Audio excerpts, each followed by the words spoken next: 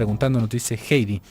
Es algo común que un hombre bromea mucho con sus amigos. Él le llama jotear porque se tienen confianza. Varias personas hemos pensado que es homosexual porque aunque ha tenido parejas muy pocas, es a veces afeminado en ciertos gestos corporales. Vive con su madre y hermanas. ¿Podría ser esto la causa? No tuvo nunca figura paterna. ¿Qué tal el análisis completo alrededor de esto, no? Es muy interesante hablar de esto también. ¿Por qué?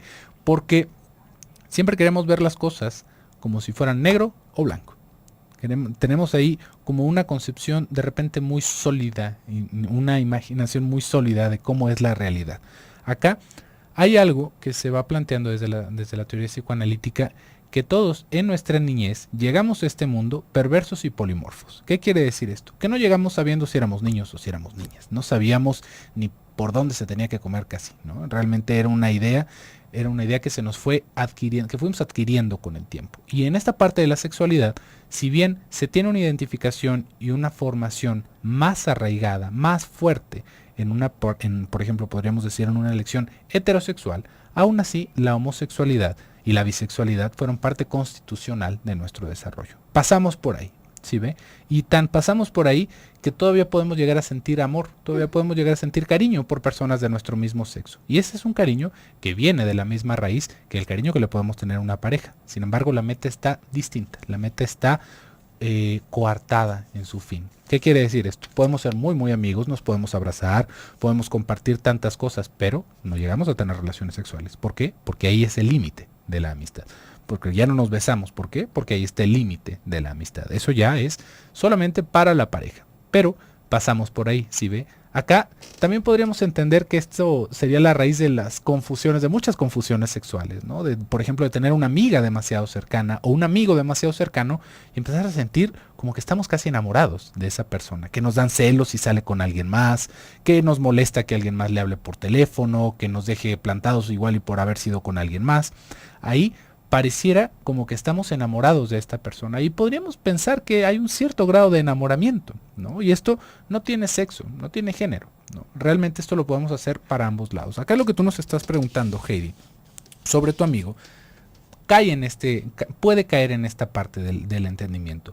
Hay personas que, si bien se pueden entender como heterosexuales, tienen fuertes pulsiones homosexuales latentes en su personalidad. ¿Qué quiere decir esto? Que son personas que gustan mucho de la compañía de los hombres, por ejemplo, ¿no? Pensando en tu amigo, o de las mujeres en el caso contrario, y que les gusta el contacto físico, y que lo buscan, ¿no? Y que esto muchas veces se entiende como que es ser afeminado, porque así es como se ve, ¿no? Es como te estás comportando como mujer, ¿no? ¿Por qué te me acercas tanto? ¿Por qué me hablas tan cerca? Y esto, por supuesto que tiene que ver con una pulsión homosexual latente. No es que se sea homosexual. En lo que tú nos estás diciendo, es muy posible que tu amigo igual y sí sea homosexual, ¿no? Digo, haciendo una hipótesis ahí medio descabellada porque ni lo conozco, pero muchas veces se es homosexual y solamente la parte de la heterosexualidad tiene que ver con la vergüenza que generan los propios impulsos, con el decir que bueno, entonces no somos así porque hay una reprobación en lo social con todo lo que tiene que ver con la homosexualidad. Pero sin embargo, está ahí en el fondo el deseo homosexual. Puede ser que esto esté sucediendo con tu amigo. Acá la diferencia tiene que ver una vez más con el acto. ¿Sí ve? Pueden haber muchas fantasías, pueden haber acercamientos, pero el acto y el deseo es lo que pueden llegar a concretar lo que tiene que ver una orientación sexual. Hay personas, por ejemplo, que pueden haber llegado a tener un acercamiento homosexual en su infancia. Esto es muy común, muy, muy, muy común. Con algún primo, con algún hermano, algún tipo de acercamiento que haya despertado todos estos deseos. Estas personas lo viven con muchísima culpa cuando crecen. ¿Por qué? Porque esto fue antes de que se hiciera, digamos, como el coágulo de todo lo que tendría que ver con la identificación sexual definitiva.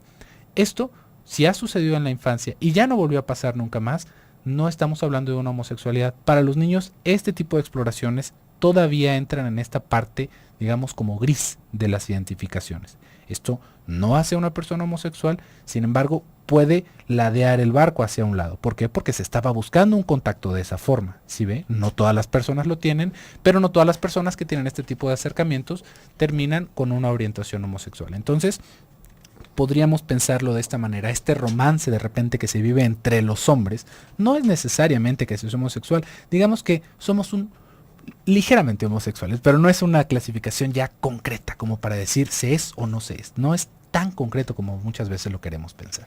Sí, mira, José Luis, Yolanda nos pregunta si este tipo de cuestiones se hacen en el crecimiento o se nace así. Se hacen a través del crecimiento. Así como se adquiere el lenguaje y el resto de la personalidad, se adquiere esto también, no se nace con ello.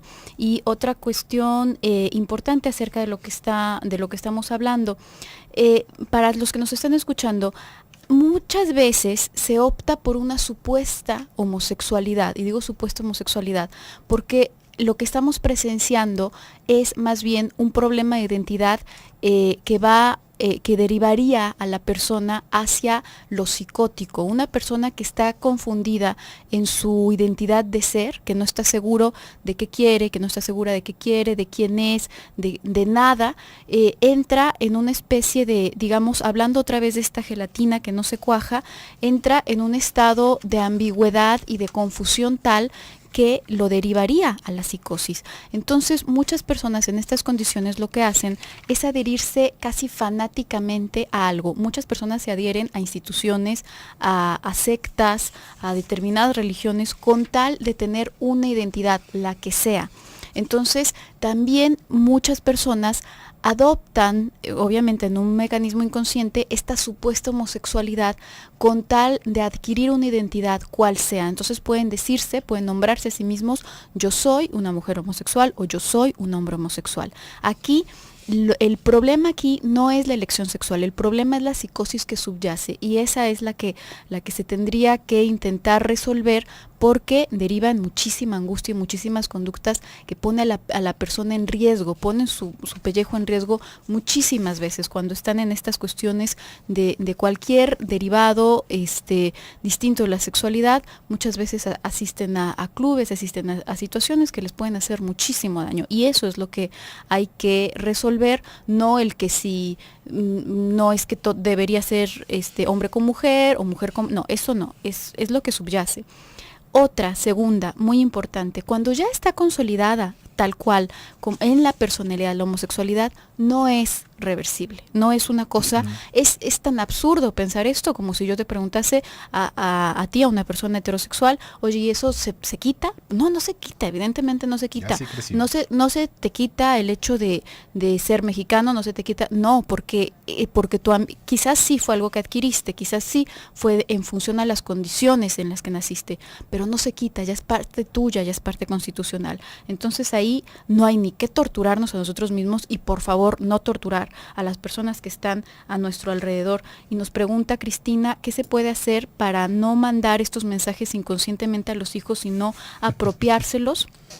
Muy importante, Cristina, lanzar tu deseo hacia otra parte. Una mujer que desea a sus hijos, que los ama, pero también desea a un hombre, que también desea a su esposo, que también desea su trabajo, entonces se lo va a hacer un poquito a un lado y le va a mandar el mensaje de: oye, los hombres son deseables, hay otras cosas deseables, ¿no?